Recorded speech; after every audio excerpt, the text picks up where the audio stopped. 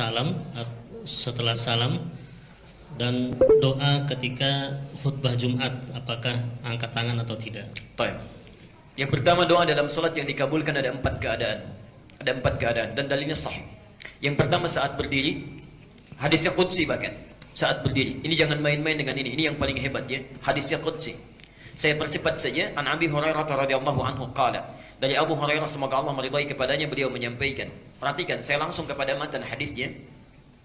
Idza qala al-'abdu ya, qussimatis shalah baini wa baina 'abdi. Kata Allah, kata Rasulullah, qala Allah azza wa jalla, Allah berfirman dalam hadis qudsi, qussimatis shalah atau qassamtu shalah baini wa baina 'abdi. Saya bagi dalam salat hak dan kewajiban antara aku dengan hambaku. Idza qala al-'abdu, kalau hambaku membaca dalam salatnya alhamdulillahi rabbil alamin, qala Allah azza wa jalla, dijawab oleh Allah, hamadani 'abdi, hambaku sedang memujiku. Wa idza qala al-'abdu ar-rahmanir rahim, kalau hamba kemudian berkata ar-rahmanir rahim, qala Allah azza wa jalla athna 'alayya 'abdi, Allah langsung menjawab hambaku sedang menyanjungku. Wa idza qala al-'abdu maliki yaumiddin, kalau hambaku berkata maliki yaumiddin, qala Allah azza wa jalla majjadani 'abdi, Allah langsung merespon hambaku sedang mengagungkanku. Perhatikan betul kalimatnya. Kalimat yang pertama ini kata para ulama memberikan kesan, kalau kita sedang baca Al-Fatihah dalam sholat sedang berdiri, rasakan kita sedang berdialog dengan Allah, bukan bacaan biasa. Karena itu turun hadis di Muslim nomor 97, yang di Arba'in nomor kedua posisinya. Ada ihsan, masjidnya Al-Ihsan. An ta'budallaha ka'annaka tarahu, fa in lam takun tarahu fa innahu. Jadi kalau kita sedang beribadah kepada Allah, rasakan seakan-akan bersama Allah, berdialog. Kalau kita tak mampu menatapnya, yakinkan saat beribadah Allah mengawasi kita. Itu ada jawaban. Yang paling hebat, perhatikan. Wa idza qala al-'abdu, ini poinnya. Kalau hamba sedang berkata iyyaka na'budu, perhatikan rumusnya ya. Wa iyyaka nasta'in, ya Allah, kami jadikan aktivitas kami sebelum salat sebagai ibadah kepadamu. Jadi sebelum salat itu nanti antum zuhur salat ya. Sekarang niatkan ibadah, nanti makan niatkan ibadah, minum ibadah, pulang ibadah. Kalau ada hamba yang seperti itu, wa iyyaka nasta'in, dan sekarang kami punya permohonan, hanya kami mohonkan kepadamu. Kenapa kalimat iyyaka nasta'in ini muncul? Karena ini perintah di Quran saat dalam fikih salat, Al-Baqarah 45. Perhatikan, bagi orang-orang yang punya persoalan sebelum salat, wasta'inu bis-sabri was-salat. Kenapa kita dipanggil oleh Allah lewat salat? Itu bukan hanya tuntutan fikih semata. Allah sebetulnya ingin menyelesaikan segala persoalan yang kita bawa sebelum menghadap kepadanya. Seakan-akan ketika mengatakan hayya 'ala shalah, di salat, punya masalah apa? Punya problem apa? Punya kesulitan apa yang akan diselesaikan? Ya. Karena itu dalam panggilan adzan setelah hayya 'ala shalah apa? Hayya 'alal falah. Kalau orang salat pasti bahagia karena masalahnya selesai. Karena itulah ketika kita mengucapkan iyyaka na'budu ya Allah, adabnya, saya sudah beribadah kepadamu, sekarang punya permohonan, hanya kepadamu saya panjatkan. Apa jawabnya? Hadza baini wa baina 'abdi. Inilah komitmen antara aku dengan hambaku.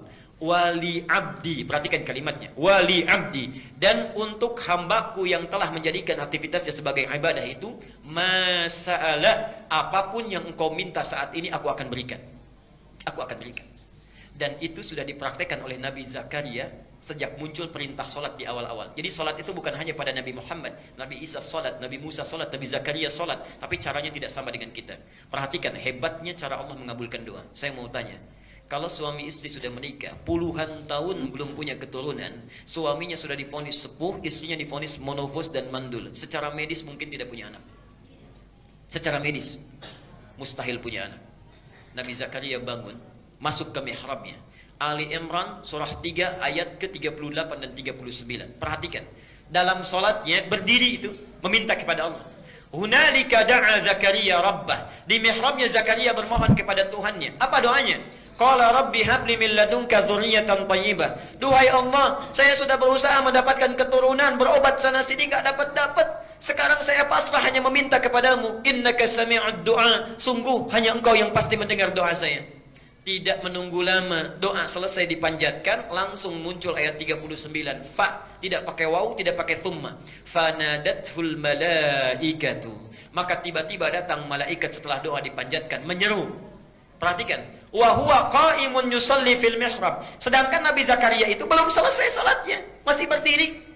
Masih berdiri dalam salatnya, baru selesai berdoa, malaikat langsung turun. Annallaha yubashshiruka bi Yahya. Anda dapat kabar gembira, Allah memberi kabar kamu akan punya anak. Langsung bahkan namanya dari Allah Yahya. Artinya hidup yang mustahil menurut medis bisa lahir. Bayi yang hidup dari rahim perempuan yang menopos dan mandul, kata Allah hidup dia. Saking bingungnya Nabi Zakaria sampai nggak percaya. Kok bisa ya?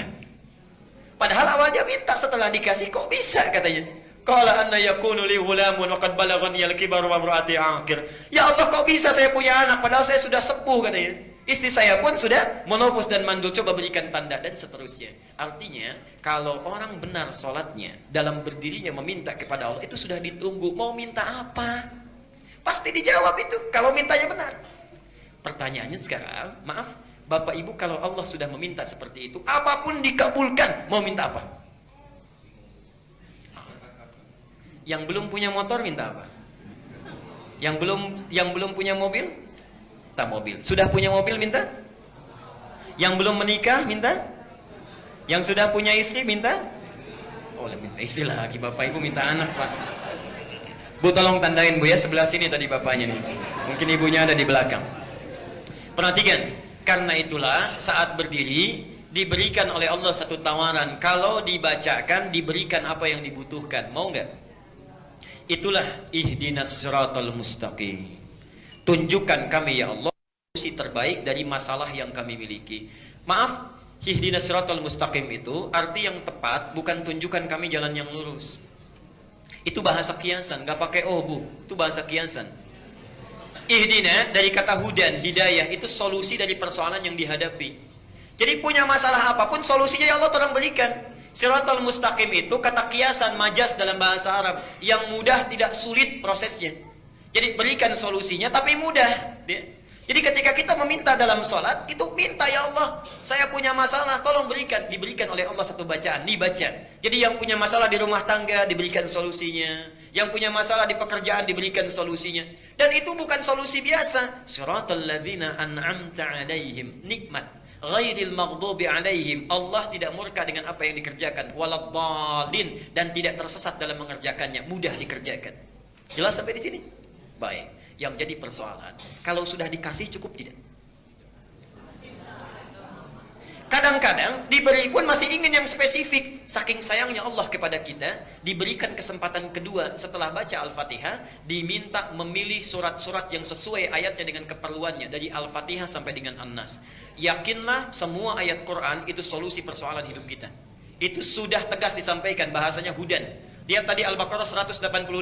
Syahrul Ramadan alladzi unzila fihi. Di bulan Ramadan Quran diturunkan. Apa fungsinya? Hudan. Hudan. Solusinya disebut hudan, memintanya disebut ihdina. Nah, orang Islam saking sayangnya Allah kepada mereka, dipaksa supaya dapat solusi itu lewat salat. Al-Baqarah ayat kedua dan 3. Dzalikal kitabu la raiba fi hudan. Yang di ayat 185 linnas, untuk manusia. Jadi kalau ada orang yang mau baca Quran dapat hidayah, tapi orang Islam dipaksa supaya dapat solusi itu lewat salat. Perhatikan, siapa orang yang dapat hidayah itu? Muttaqin itu alladzina yu'minuna bil ghaibi wa. Jadi salat itu sebetulnya supaya memudahkan Allah menyelesaikan persoalan kita. Silahkan pilih kalau ingin spesifik dari Al-Fatihah sampai dengan An-Nas. Ada ayatnya sesuai dengan keperluan kita. Misal, mohon maaf, yang punya persoalan rumah tangga, An-Nisa 34 misalnya sampai dengan 36. Ustadz, suami marah-marah terus, ayat 19-nya. Ustadz, istri saya cerewet, gak mau nurut pada yang baik-baik, ayat 34-nya. Jadi ketika tahajud pisah kamar itu, suaminya baca 34, istrinya 19 terus itu ya. Begitu, subhanallah. Anak-anak gak bisa bagaimana mengarahkan supaya soleh. Lihat Luqman 13, ayat 13 sampai 19. Ustadz, kalau anaknya banyak bagaimana? Yusuf pindah. Ustadz, pekerjaannya susah saya ini, bagaimana supaya dimudahkan? Al-Isra ayat 79 sampai 82. Ustadz, mudah tapi datang lagi banyak. Al-Insyirah, semuanya ada di situ. Tinggal kita bacakan. Masalahnya nggak hafal. Jadi dari subuh sampai isya yang dibaca itu lagi. An-Nas lagi. Pantas mimpinya ketemu jin terus, itu yang dibaca. Yang jadi persoalannya. Jadi pertama saat berdiri itu caranya. Jadi kalau ibu bertanya atau bapak bertanya dari kertas tadi, artinya siap menghafalkan ayat Quran. Hadir malam Jumat, nanti kita berikan gambarannya. Yang kedua saat ruku, Tapi dalam ruku nggak boleh baca ayat Quran, ya. Cukup mintakan. Baca doa yang sunnah dulu, bisa pilih banyak doanya. Subhanakallahumma bihamdika Allahumma ighfirli, atau subhana rabbiyal azim, atau subhana rabbiyal azim wa bihamdi, dan sebagainya banyak. Silakan setelah itu mintakan dalam hati kita, atau membaca doa yang seperti Nabi contohkan. Silakan buka buku sifat salat Nabi, banyak di situ doanya, ya. Yang karya Ibnu Qayyim Al-Jauziyah, yang karya Syekh Muhammad Nasiruddin Al-Albani, yang karya Syekh Sya'rawi, banyak buku sifat salat Nabi, ada penuntun di situ. Yang ketiga, saat sujud, ini yang paling utama. Perhatikan hadis Ibnu Abbas. Innama aqrabul 'abdi min rabbih wa huwa sajidun fa'aktsirud du'a. Tidak ada keadaan paling dekat antara hamba dengan Tuhannya kecuali saat sujud. Karena itu perbanyak doa saat sujud. Bukan hanya sujud yang terakhir, tapi dalam setiap sujud. Ya. Kenapa disebutkan sujud yang terakhir? Ini sebetulnya ada pesan penting di situ. Maaf, sekaligus saya sempurnakan. Nabi itu rindunya tertumpahkan dengan Allah dalam dua keadaan. Satu, saat datang wahyu. Jadi kalau wahyu datang, senangnya luar biasa, lepas rindu dengan Allah itu. Pernah wahyu tidak turun 6 bulan berturut-turut. Sampai bingung luar biasa, gelisah. Sampai kadang-kadang naik ke bukit mau turun lagi. Kata orang kafir Quraisy itu, Muhammad sudah gila tuh, ditinggalkan oleh Tuhannya. Tiba-tiba turun 2 surat sekaligus. Ad-Duha dengan Al-Insyirah. Wad-Duha. Hei Muhammad, demi waktu duha yang menjamin engkau bahagia dalam kehidupan. Wal-laili idza saja, ataupun saat keadaanmu seperti gelap gulita, seperti malam yang dikelilingi oleh kegelapan. Ma wadda'aka rabbuka wa ma qala. Yakinkan dalam keadaan suka dan duka Tuhanmu tidak pernah meninggalkanmu, atau engkau dikatakan sebagai orang yang gila, dan seterusnya. Turun wahyu, senang lagi Nabi. Atau yang kedua, saat sedang sholat. Di saat sholat itu subhanallah, sudah rindunya dengan Allah itu tertumpahkan saat itu. Karena itu Nabi, jangankan yang wajib, yang sunnah itu kakinya bisa sampai bengkak-bengkak. Saking nikmatnya melakukan pertemuan dengan Allah, saking nikmatnya. Pernah dengar hadis Nabi saat tahajud kakinya sampai bengkak? Itu baru rakaat pertama, Bu. Rakaat pertama, Aisyah sampai nangis-nangis itu melihat itu, ya. Rakaat pertama, padahal yang dibaca Pak cuma 3 surat itu. Al-Baqarah, Ali Imran, An-Nisa. Itu Rasulullah. Subhanallah. Sunnahnya itu salat kusufnya juga banyak. Saya pernah di satu tempat itu saat salat gerhana, salat kusuf. Sebelum dimulai salat, saya maju ke depan, saya sampaikan, Bapak dan Ibu sekalian, apakah kita akan sholat sesuai sunnah Nabi atau mirip-mirip Nabi? Kompak. Sesuai sunnah Nabi, Pak. Baik, saya bilang. Saya teruskan lagi. Kalau sesuai sunnah Nabi, karena sholat kusuf itu 2 rukuk 2 sujud, akan 4 kali baca surat, maka insya Allah surat pertama saya baca Al-Baqarah, kedua Ali Imran, ketiga An-Nisa, keempat Al-Maidah. Mirip-mirip sunnah Nabi, Pak. Udah lain tuh, ya. Itu Nabi. Jadi jangankan yang wajib, yang sunnahnya pun dikerjakan dengan luar biasa. Subhanallah. Para ibu sekalian, apa yang terjadi? Karena itulah dalam sujud yang terakhirnya, kenapa lebih panjang? Karena sulit lagi menantikan pertemuan dengan Allah, walaupun waktu yang ditunggu cukup singkat. Kalau orang sedang dirundung cinta, rindunya luar biasa, menunggu 5 menit saja bagaikan 5 hari. Karena itulah di sujud yang terakhir itu panjang. Kalau orang khusyuk sholatnya, merasakan kenikmatan dengan Allah, itu subhanallah, setiap sujud itu walaupun yang dibaca cuma 1 kalimat, panjangnya luar biasa. Lama mau bangkitnya karena merasakan kenikmatan dengan Allah. Jadi kalau antum terbalik keadaannya, sujud terakhir justru ingin cepat-cepat misalnya, nah berarti ada kekurang khusyuan di situ yang dirasakan dalam hal yang tidak wajar.